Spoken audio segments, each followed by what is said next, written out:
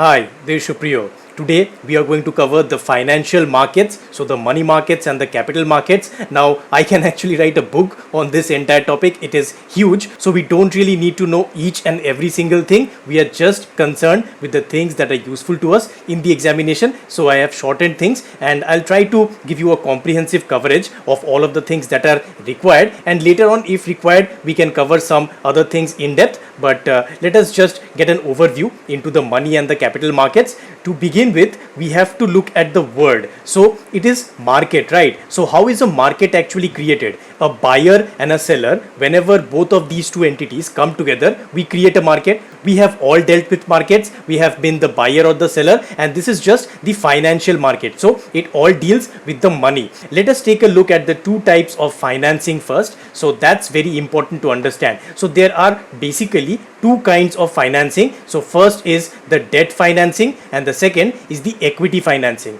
So what's the major difference between these kinds of financing? Now say for example that you need to open a company, you have $1 billion idea and you decide one fine morning that you are going to open a company. You did all your calculations and you found out that you need 10 lakh rupees. So for 10 lakh rupees you can go ahead and start your business. Now how can you raise this money? This is not the money that is with you. You do not have this money in your savings. So what can you do to actually start this company? There are two main things you can actually do. So you can go to a bank and you can ask for a loan, or you can go and approach somebody and you are asking them to loan you some money. You are going to give them interest and you are going to return that money. So that kind of financing is called debt financing, when you are actually taking some amount of money upfront. So 10 lakh of rupees you are actually taking upfront and then you are paying them yearly interest. So it may be yearly or monthly, whatever it is, and after you are paying the interest, you are then returning this entire money to that person. So that is the debt financing. But also you can do another thing.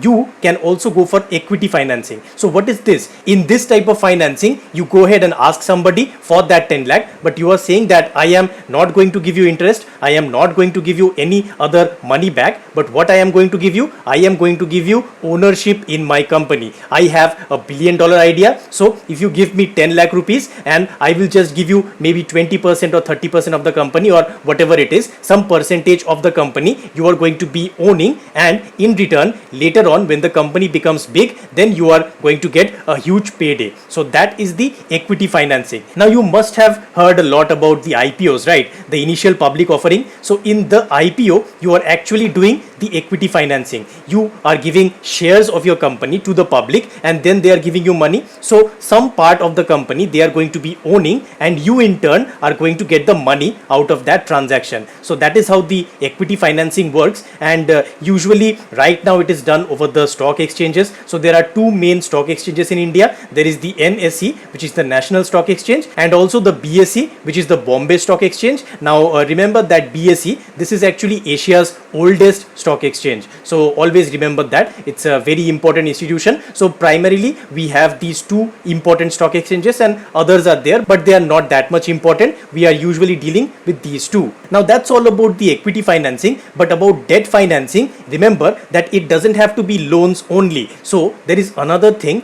by which you can get this money from this type of financing. It is called bond. So whenever you hear this word, just understand that it is nothing but a loan. Basically, in its basic form, a bond is just same as a loan, but here what you are actually doing, you are actually going to that person. Let's take the same example. So 10 lakh rupees you need, right? So you go to an individual, you give him a piece of paper, and in that piece of paper you tell that person that after say 2 years or 3 years, I am going to return to you this 10 lakh rupees and I am also going to give you some interest on it. So this is exactly what a bond is. It's just a fancy way of saying all of these things.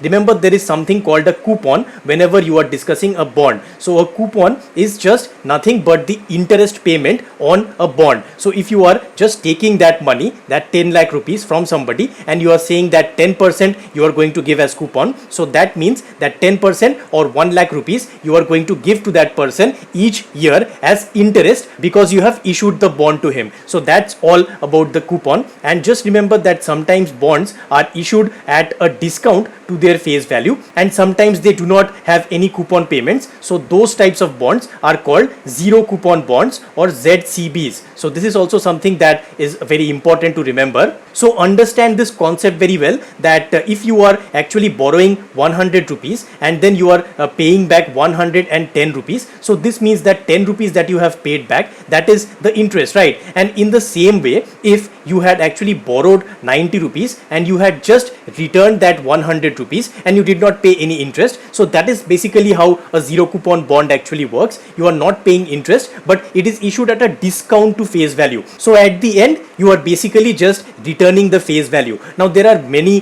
different kinds of things in bonds. You have the face value, you have the YTM, you have different kind of calculations. Those are not important for us to understand. If you have any doubts about bonds, feel free to let me know in the comments. I'll help you out and I'll solve all of them. Now coming to the different markets, so money market and the capital market. Money market is the market which deals with all instruments which have a maturity of up to 1 year. So whenever you are dealing with any kind of instruments by which you are getting money, so by which a buyer and seller are interacting together and they are performing a transaction, so those instruments which are within 1 year, it is called basically part of the money market. And the capital market is basically the instruments which have a tenure or a maturity of greater than 1 year. So that's the basic difference between the money market and the capital market. And also remember that both of these markets, they have something called a primary market and they also have something called a secondary market. So primary market is the market in which you are first time issuing securities. Remember this, the first time you issue any security, it is done in the primary market, and then after your issuing is done on the secondary market, you can actually trade it. So all these things that we talked about, the NSE, the BSE, so there you have sometimes seen, right, that the shares are traded each and every day. The Sensex goes up, the Sensex goes down. So that is all done on the secondary market, and we are not going deep into those things. I don't think it's very required in these exams. So later on, if you want a session on the stock markets, we can do that later on, but right now this will suffice. So remember, there are two things, primary market and secondary market, and both money market and capital market instruments are first issued in the primary market and then they are traded on the secondary market. And you have something called the debt instruments and the equity instruments. These are nothing but what we already talked about. So equity instruments, they help you get equity financing, and debt instruments, they help you get debt financing. So that's the major difference between these two. So let's take a closer look into our money market. So money market, as I told you, it is dealing with all the various securities up to 1 year maturity. So that's the most important thing that you need to remember. And also remember that there is lesser risk. Now risk in any financial security, it depends on the time frame. So anything, if you are holding for a long period of time, the risk automatically goes up. But when it is for a shorter term, then the risk is actually lessened, and there is always high liquidity. Now this is because as you know that the instrument, it is only held for 1 year, right? So you can usually sell that very fast, and that's why the liquidity is very high. So these are the three tenets for the money market. And of course you also need to know the participants of the money market. So in the money market, the RBI can participate, the scheduled commercial banks can participate, then you have the state government or the central government. So all these governments, they can go ahead and participate. Then you also have the corporations. So all companies, they can participate in the money market, and also the mutual funds, and you can also have the insurers. So all the various kinds of players in the economy, all the players can go ahead and participate in the money market. Now let's take a look at the instruments of money market. So instruments means these are the things which actually allow us to have transactions in the money market. So the first instrument we are looking at is the T-bill or the treasury bill. So treasury bill, this is actually nothing but a way by which the central government or the state government can raise funds. Just imagine that the government of India is taking a loan from you. That is all that the T-bill actually is, and it is issued in three tenors. So we have the 91-day T-bill, we have the 182-day and the 364-day. So these are the three maturities for which it is actually issued, and it is issued at a discount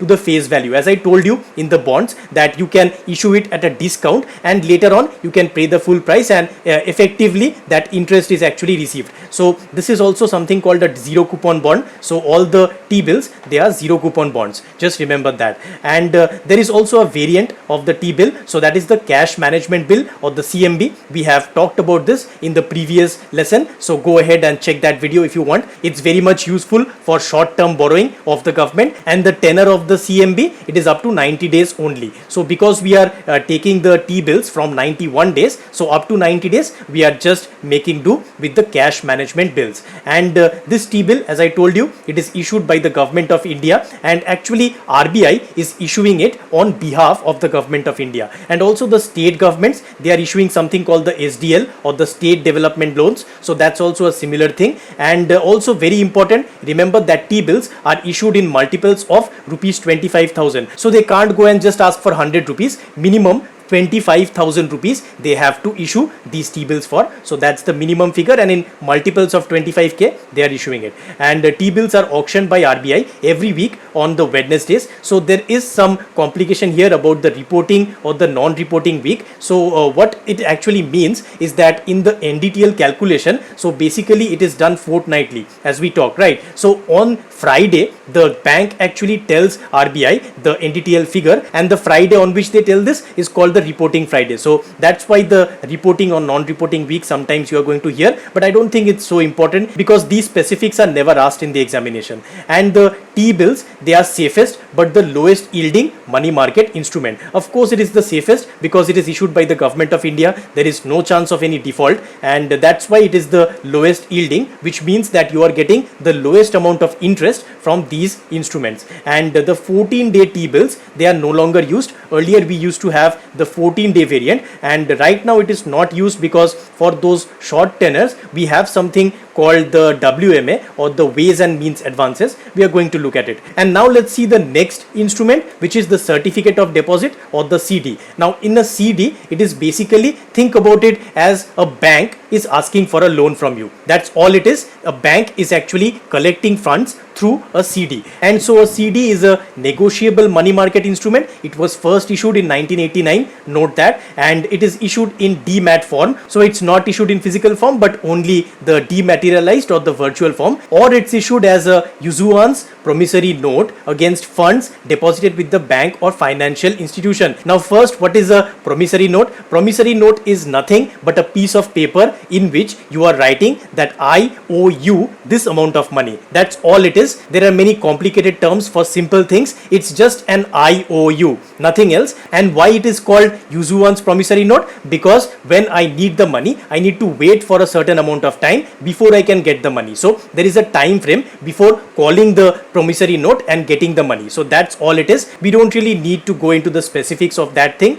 And so basically just remember that the certificate of deposit, it is actually held with the bank as a term deposit. So the bank is taking the loan, right? So if the bank is issuing a certificate of deposit and I am subscribing to that, that means that my money, what the bank gets, they are going to keep it in a term deposit. So that is the main fundamental thing that happens over there. And after the term is over, I am going to get my money back and also the interest as well. Now you can ask me that if this is so, then what's the difference between a fixed deposit and a certificate of deposit? So the only big difference is that a certificate of deposit is negotiable. Negotiable means that you can actually endorse this, or you can actually sell this or buy this. So you can actually transact in the market and you can purchase a certificate of deposit, or you can sell your own certificate of deposit. So that's the main thing, and you cannot do this in case of a fixed deposit. And these CDs, they are mainly issued by the scheduled commercial banks, as I told you. But remember, the local area banks or the regional rural banks, they cannot issue this, because see, in the RRBs, the sponsor bank itself is going to go ahead and do all of these things, right? So the RRB is not required to do this, and the LAB is also operating in a small area, so they don't need all these extra funds.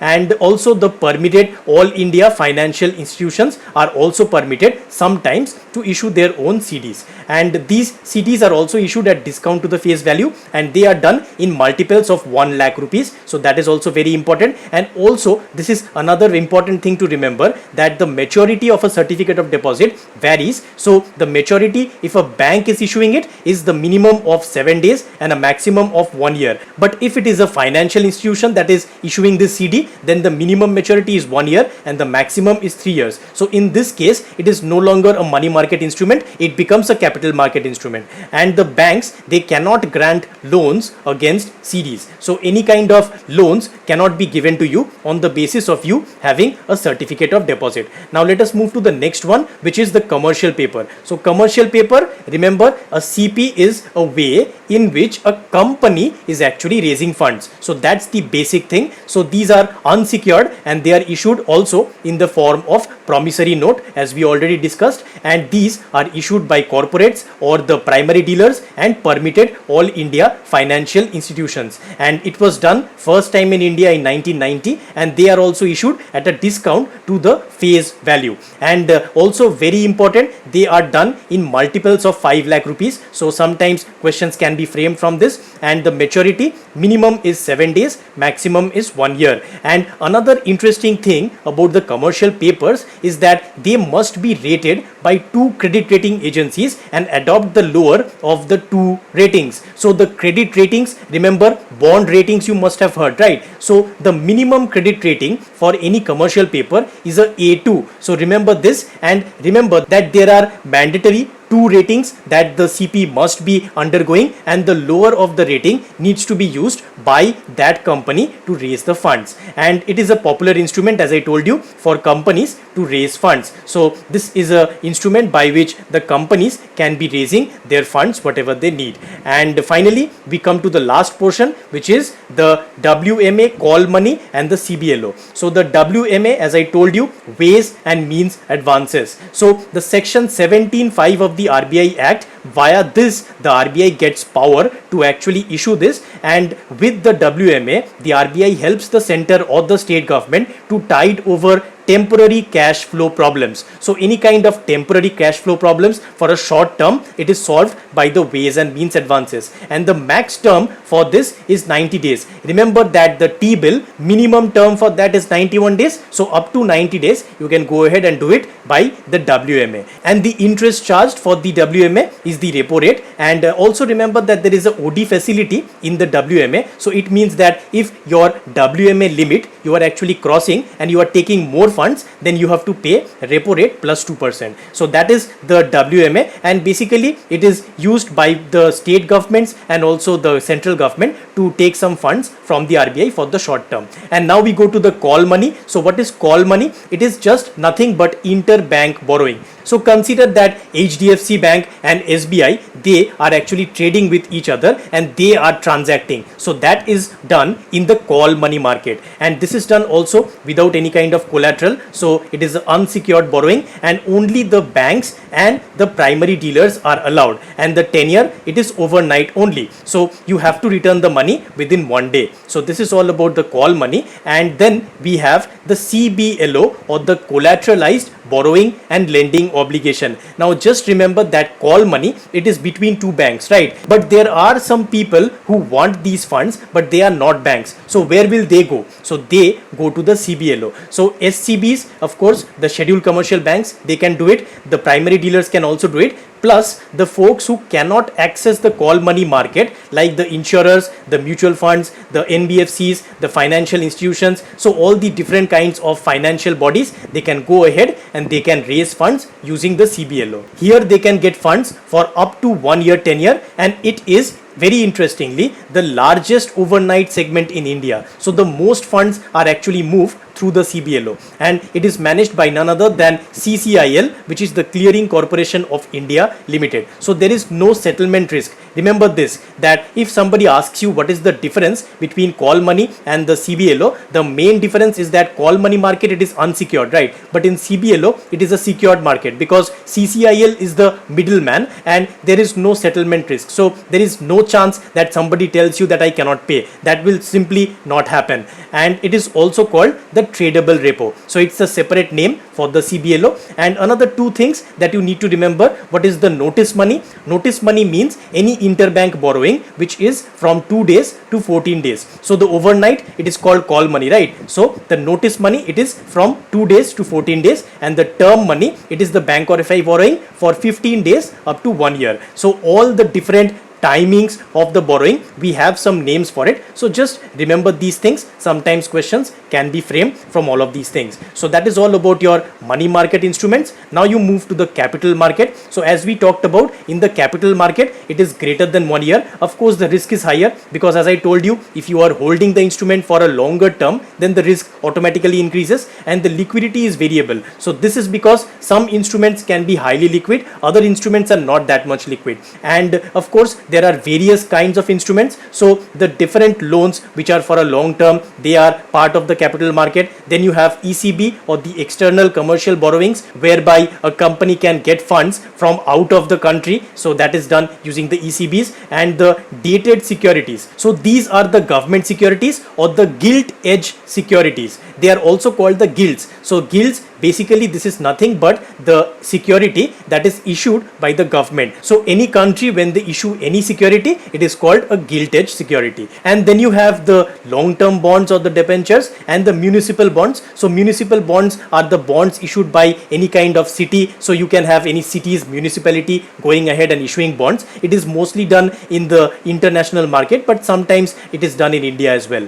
And the inflation indexed bonds, which were issued by the RBI in 2013. So back then we had high inflation, so they used to give some returns based on inflation. So at that point of time, RBI used to give 1.44% plus WPI, or it was 1.5% plus CPI. So these kinds of things were done. You were getting the money based on how much inflation was there at that economy, and now they are not much used. And the types of issues in the capital market, now this is very interesting. In the capital market, there are various kinds of issues, right? So what are those actually? So remember, as I told you, that in equity financing, when you are actually raising funds by issuing shares, there can be many different ways by which you can do it. So remember these terminologies for those. So the first one is the IPO, or the initial public offering. So here the company will be issuing something called a red herring prospectus, and by this they are basically telling SEBI that how much money they want to go ahead and raise and what are their objectives, and only after SEBI's clearance they can go ahead and raise funds. Now remember that you might sometimes have a question,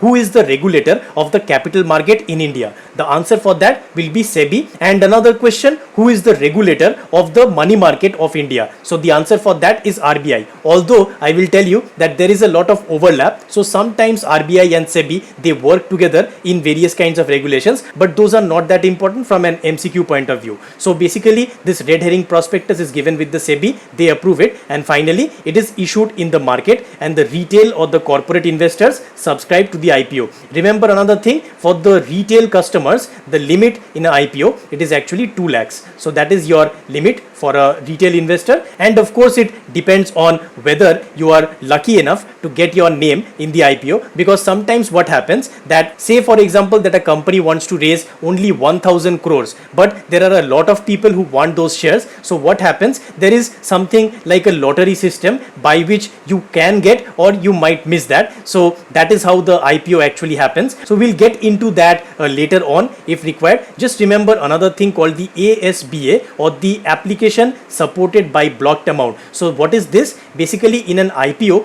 when you are applying for it, earlier what used to happen, the money used to be debited from your account, and after many days you might either get the shares or you might not get, right? But right now what happens, because of ASBA, your money is not debited, so you are not losing any interest, and after the allotment is done, if you are lucky enough to get those shares, only then the debit happens. So ASBA actually helps you to just not lose the value of the interest that you can earn on that money. So that's all about the IPO. And then you have something called the FPO, or the follow-on public offering. So this means that new shares are again being issued for a second time, or it can be a third or fourth time as well. So the IPO, it is the first time in the primary market you are going ahead and issuing, and in the FPO you are doing it for a second time. And then you have the rights issue. So it is a type of issue in which existing shareholders get the right to buy at a discounted price in proportion to their holdings. So for example, if I have 100 shares and the company comes to me and tells me that I am giving you a right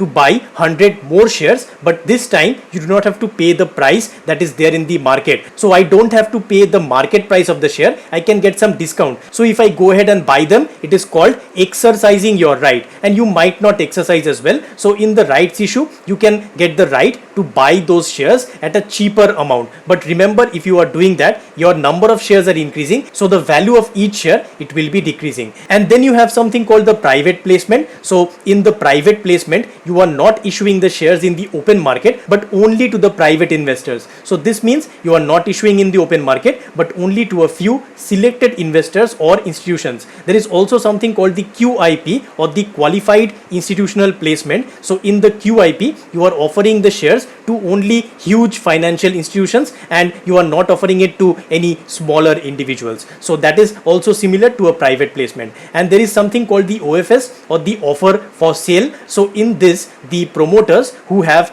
greater than 10% holdings, they can cut their holdings, so they can sell the shares in the open market, and they do it by the offer for sale. And the next thing, you have the bonus shares or the stock split. So the free shares are basically doled out. So here what happens, if I have say 100 shares, the company can come to me and they say that I am going to give you 2 shares for every 1 share that you are going to have. So 200 shares, and if I get that, I can take those without paying any kind of money. But this means that my individual shares value is going to be decreased, since the number of shares are going to be increasing. So that's the bonus shares or the stock split. And then you have the share buyback. So in the share buyback, it is used by promoters whenever they want that they will be owning a larger percentage of their company. So they go ahead into the market and they buy back some shares so that the promoter shareholding increases. So this share buyback, it is basically different, just the opposite of the OFS or the offer for sale.